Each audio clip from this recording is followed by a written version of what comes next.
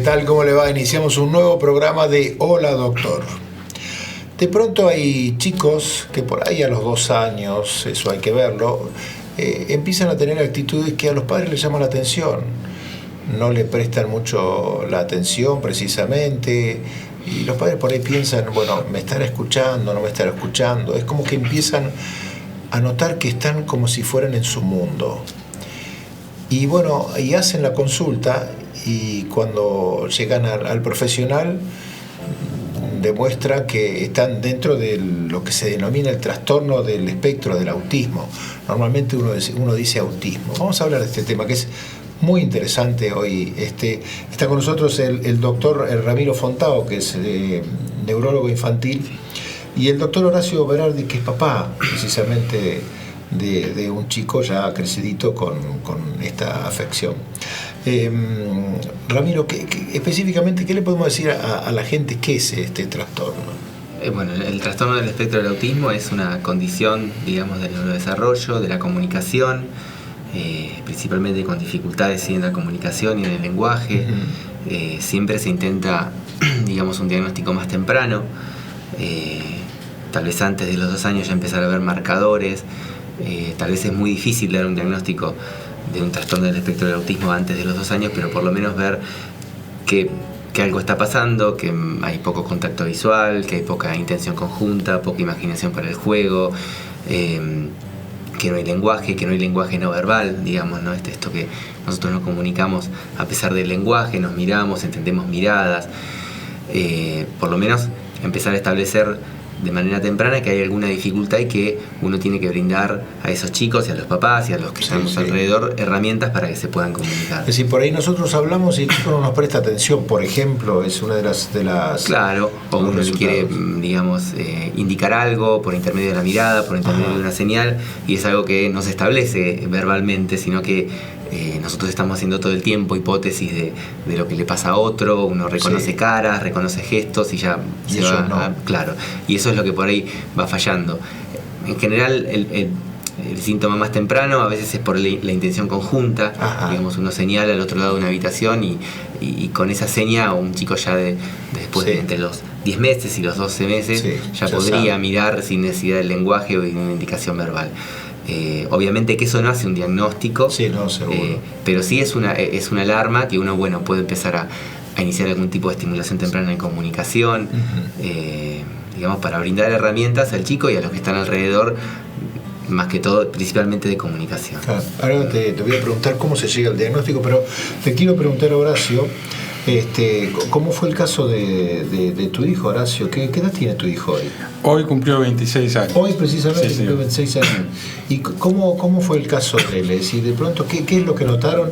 Lo que dice Ramiro, si ustedes empezaron a notar cosas raras. Sí, lo primero que notamos con mi mujer es que él no respondía a su nombre, que a veces lo llamábamos y no se daba vuelta. Pensamos que tenía algún trastorno en la audición. Es lo normal que se piensa. Sí, o que por ahí era un poco distraído y por eso no interactuaba tanto con nosotros. ¿Y eso cuándo lo notaron? ¿En qué etapa? Y era aproximadamente a los 2 años. No hablaba, él caminó a los 13 meses muy bien, pero no hablaba muy poco, tenía un lenguaje muy limitado, casi nada. Sí, casi nada. Y después empezó con algunos movimientos estereotipados y entonces nos llamó la atención y fuimos a la consulta. Y en ese momento él tenía 2 años. Y ¿qué fue lo primero que le dijeron, no? Y después te voy a preguntar cuál fue la actitud de ustedes, porque es difícil para un padre que le digan que tiene un chico con algún problema, ¿no? ¿Qué fue lo primero que le dijeron a ustedes? ¿Ustedes le dijeron que tenía un trastorno de este tipo? ¿O? Lo primero que nos dijeron fue que tenía un trastorno neurológico. Neurológico. Y que se orientaba más para algún problema en la comprensión, una disfasia, algo como que él no podía comprender el lenguaje. Tal es así que nos mandaron a un especialista del lenguaje a hacer una interconsulta a Buenos Aires. Y él dijo que nada que ver. Que Luca no tenía nada, que el problema éramos los padres. El problema era los padres. Sí, que no sabíamos interactuar con él y que era un problema psicológico y que con el tiempo iba a madurar y se le iba a pasar.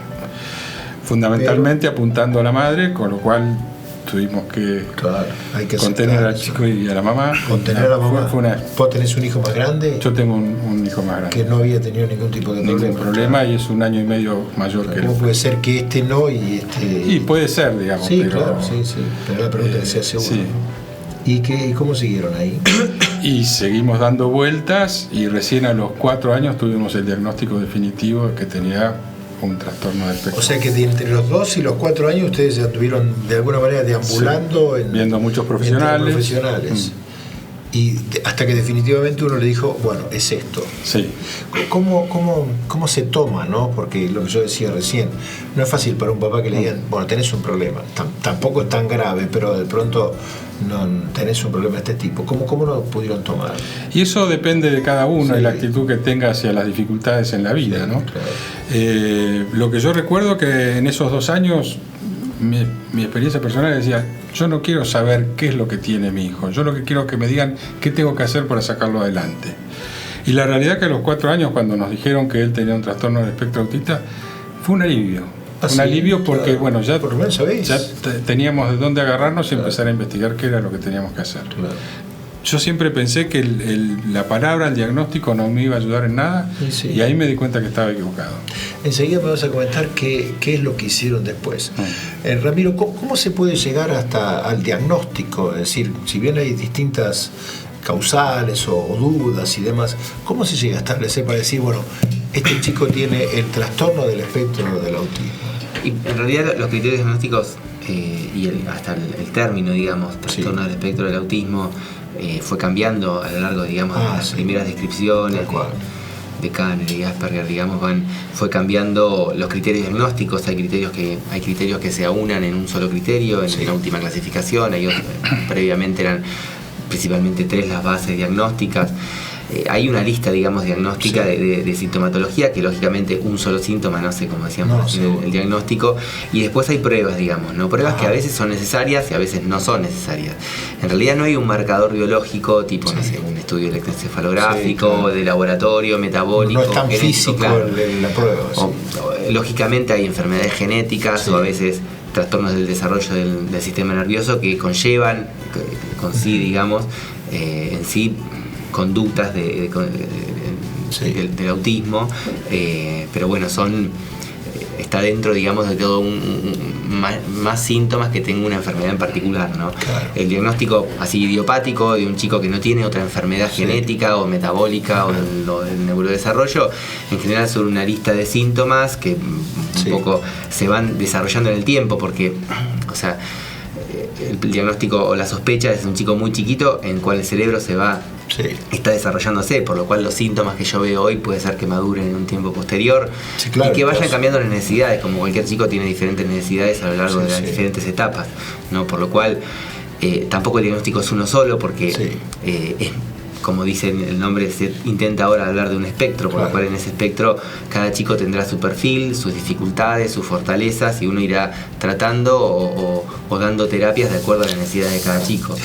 Hay pruebas específicas que están, digamos, más mundialmente establecidas, que son lo que se llama el gold estándar o la prueba de oro, que son el A2, el ADR, que son pruebas, digamos, de observación o de cuestionarios a los padres que dan un perfil. Más allá, como por ahí decía el doctor, del diagnóstico en sí, uno tiene que ponerse de acuerdo en que algo pasa con la comunicación, y que si habrá algún factor que lo esté determinando, si habrá algún factor físico, investigarlo, y si hay algún factor ambiental también empezar a tratarlo y ver cuál es el perfil de cada chico, más allá, porque a veces cuando el chico es muy chiquitito, uno por ahí dice, bueno, es muy difícil dar un diagnóstico de trastorno del espectro del autismo y dice, bueno, este chico está en riesgo de un trastorno del neurodesarrollo. Y bueno, y después de darle herramientas para la comunicación, puede ser que ese chico tenga un trastorno específico del lenguaje, tal vez, o un retraso global del desarrollo, otras cosas, digamos, ¿no? Pero lo más importante creo que es ponerse de acuerdo en que algo está pasando con la comunicación y darle herramientas que sean acorde a las dificultades. ¿Se da más en el varón que en la mujer? Se da más en el varón que en la mujer. ¿Hay alguna sí. razón para eso? Y hay muchas teorías en eso, teorías hormonales, digamos, pero no hay algo establecido seguramente, ¿sí? Claro. Es más prevalente en el varón que en la mujer. En general las nenas afectadas tienen mayor gravedad, digamos, de la sintomatología, aunque son menos. Es más complicado el caso de las nenas. En general, eso es lo que se ve.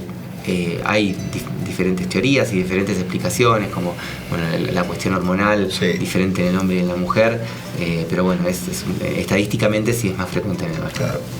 Vamos a hacer una pausita, realmente el tema está interesantísimo. Horacio, te tengo que preguntar algunas cosas porque, bueno, más allá del doctor que explique la parte profesional, nos interesa también el testimonio tuyo para que otros papás que por ahí estén en una situación parecida, sepan de pronto qué tipo de caminos poder recorrer. ¿Te parece? ¿Les parece? Sí. Perfecto. Está con nosotros el doctor Ramiro Fontao, que es neurólogo infantil, y el doctor Horacio Berardi, que tiene un hijo que precisamente hoy cumple 26 años, ¿no? No me equivoco, 26 años, y tiene este trastorno del espectro del autismo. Señor director, si le parece, vamos a hacer una pausa. Pausa. Para un diagnóstico exacto en tomografía y resonancia, solo Innova. La Valle 31, 455-1177, Bahía Blanca. innovadiagnóstico.com.ar. IACA Laboratorios. Responsabilidad y confiabilidad en análisis. Osrga y Amsterdam Salud unidos para ofrecer los mejores planes de salud a sus beneficiarios. Hospital Italiano Regional del Sur, más de medio siglo atendiendo la salud de la gente de Bahía Blanca y la región. En el Hospital Privado Dr. Raúl Matera te brindamos mucho más que buena salud. 9 de julio 445, 455-8880. Gama Laboratorios, 30 años brindando calidad y responsabilidad en los resultados de sus análisis clínicos. Alem 533 y Colón 315.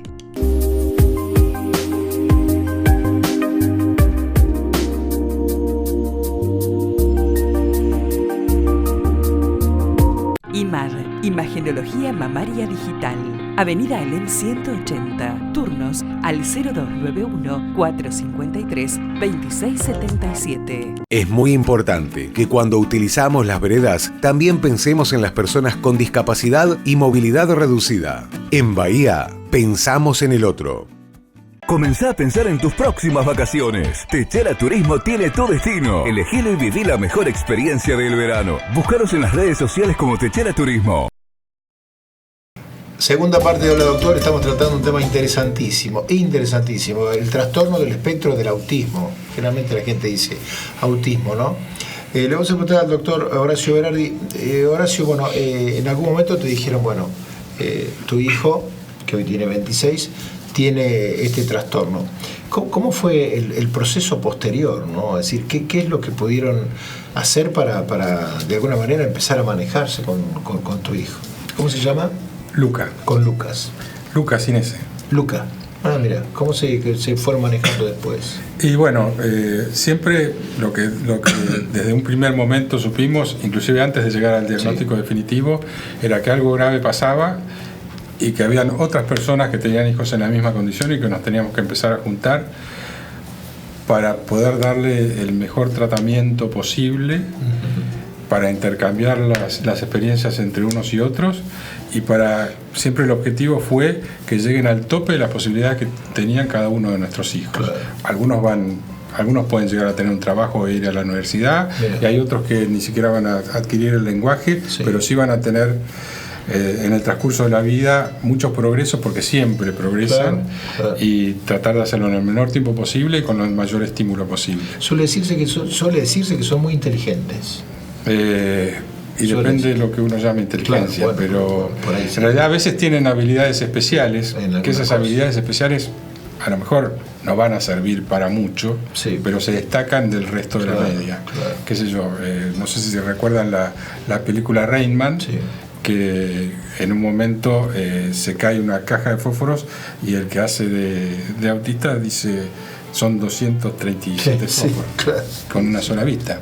Después lo llevaron a un casino para que contara cartas, y es una habilidad especial, pero que ellos ni siquiera la interpretan como tal. Sí es como una fijación, una obsesión en hacer esas cosas, y no los hace más inteligentes que el resto. Horacio, ¿cómo se manejaron a nivel escolar, ¿no? Cuando de pronto llegó la etapa de la escuela? Desde chiquito estuve integrado en jardines de infantes, después escuelas comunes, y con el tiempo y un grupo de padres hicimos en el año 2001 un centro educativo terapéutico, y en el 2000 Apadea Bahía Blanca. Y en el 2005 hicimos una escuela especial de autismo, que funcionaban los dos juntos. Nos fue imposible mantener en el tiempo el centro educativo terapéutico, quedó la escuela sola, y hace ya un par de años inauguramos un centro de día. ¿Pero ellos van a una escuela común o van a esa escuela? En la escuela de Apadea tenemos en estos momentos aproximadamente 42 chicos. Más de la mitad están integrados en escuelas comunes y después van a sede a hacer algunas tareas. ¿Y tu hijo qué pudo hacer en los distintos niveles de educación? Básicamente la sociabilización fue lo que se llevó a cabo en las escuelas. ¿Y pudo estudiar algo? ¿Pudo hacer? No, él iba a la escuela y compartía con los otros chicos el aula, pero el nivel cognitivo es bajo. Claro. Y en el resto, fuera de la escuela, además, ¿cómo es cómo son sus posibilidades en el deporte, en un cumpleaños? ¿Cómo actúan eso? Uno de los grandes déficits que tienen los autistas es la interacción social. A ellos les cuesta muchísimo, y sobre todo porque no tienen una capacidad de saber qué va a venir después, de planificar. Eso los aterra, les da mucho miedo. Uno de los peores sentimientos que uno puede tener es el miedo, el pánico, y ellos, si uno no les ordena el día y les dice qué es lo que va a pasar después de cada cosa que va haciendo, les agarra mucha ansiedad y se ponen muy mal. Entonces, y bueno, después, en el caso de Luca, entender lo que es jugar a un deporte, y eso no lo tiene. Claro. Pero, por ejemplo, ¿ve televisión, ve películas? No, a él le gusta escuchar música. Le gusta escuchar música. No interpreta un programa de televisión ni una película. Y también tiene esa actitud que suele decirse, ¿no? De que se aíslan. ¿Cómo se maneja dentro de la casa? Tienen sus intereses y como sus reglas internas. Tiene su vida interna. Claro. Como sus reglas internas, entonces él sabe que los lunes se levanta, viene Nicolás, que es un acompañante que tiene, que lo acompaña a Apadea, se baña, se cambia, hace todo lo que tiene que hacer, y van a Apadea. Y él en Apadea tiene todas las actividades, que no son siempre las mismas, pero que sí están programadas. Está hasta las 4:30 de la tarde, vuelve a mi casa, donde hay otra señora que también lo ayuda, y él ya sabe que con la otra señora toma la merienda, después hace esto, después hace lo otro, y va cumpliendo las etapas del día que le dan seguridad, que se van cumpliendo, y con eso está. Y ahí en Apadea tiene sus amigos, por decirlo. Tiene sus amigos, festejó su cumpleaños hoy. Comieron tortas, soplaron una velita, bailaron. Sí, qué bueno. Qué bueno. Ramiro, me imagino que no debe ser fácil cuando uno le tiene que dar a un papá comentarle esto del diagnóstico. ¿Cómo se manejan en eso? En general el diagnóstico como que lleva muchas pruebas, y por lo menos yo intento darlo más en conjunto con los terapistas, con los terapeutas que han hecho las pruebas, un poco para brindarle las conclusiones en conjunto, y bueno, y también podría remarcar que es una condición del neurodesarrollo en la cual uno tiene que hacerse de muchas herramientas. A veces las reacciones son, a veces uno ve que cuando hablamos de esto con los papás de primera vez, ya hay una historia en realidad en la que uno va viendo diferentes sintomatologías o diferentes signos que hablaban de cierta dificultad, que bueno, que obviamente que llega un momento en el que los papás consultas porque la duda ya es demasiada, entonces más allá del diagnóstico hay algo que hay que remediar, o hay algo que no me puedo comunicar y que necesito herramientas para poder llegar, ¿no?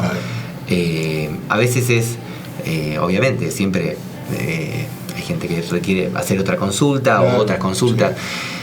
Sí, en general es difícil dar un diagnóstico de un día para el otro, sino que requiere, bueno, ustedes estuvieron 2 años, digamos, porque muchas veces también se duda del diagnóstico, y está bueno, digamos, reevaluar también el diagnóstico, porque uno, como decíamos antes, lo que uno dice en un momento, después de ciertas terapéuticas o ciertas herramientas, por ahí tal vez hay una condición de comunicación, pero que prevalece más, no sé, el lenguaje, ¿no? Entonces, un poco la condición está, pero un poco el objetivo terapéutico es otro, las herramientas que se le van brindando es otra.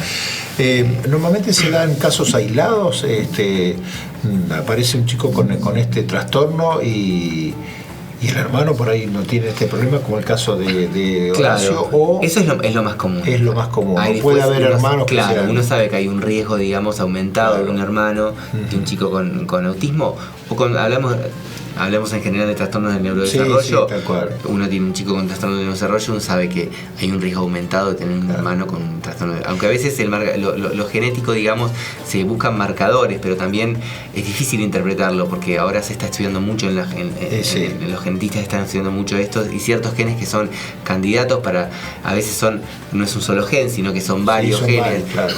Que digamos predisponen.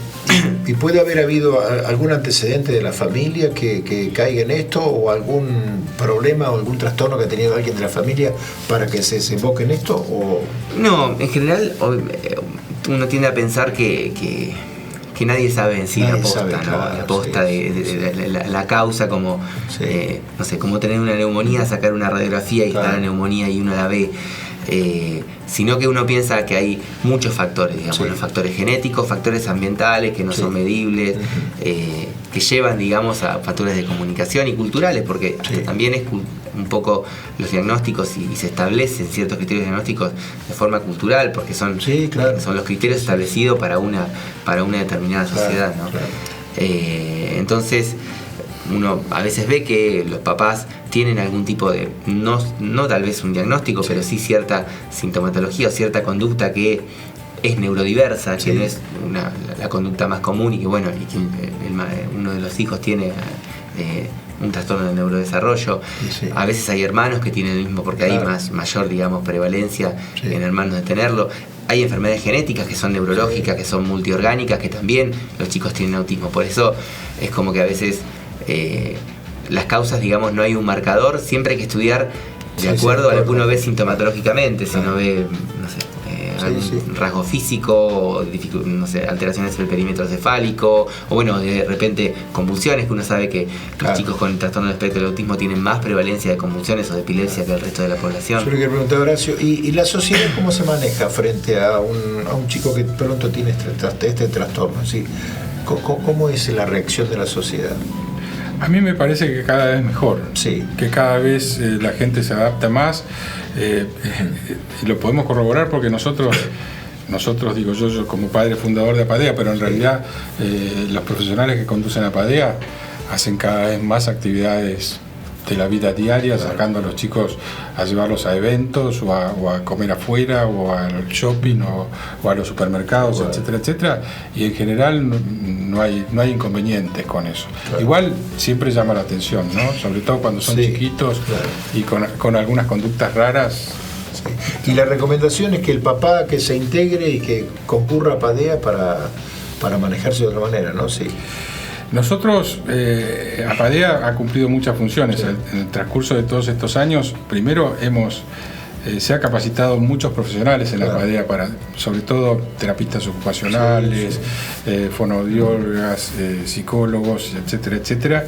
Así que hemos nutrido, hoy hay muchos lugares donde se pueden atender gracias a mucha gente que también pasó por APADEA. Y los padres vienen porque no encuentran otros lugares, no hay otros lugares, básicamente, donde llevar a los chicos. Tenemos un déficit, porque hay una capacidad que podemos hacer o no, pero básicamente es así. Fantástico, bueno, les agradecemos mucho, la verdad, el tema interesantísimo. La gente de Brix les deja 2 vouchers para que puedan disfrutar de algunos de los productos que tienen ahí en Roca 97. Muchas gracias por visitarnos y bueno, por supuesto que siempre a disposición.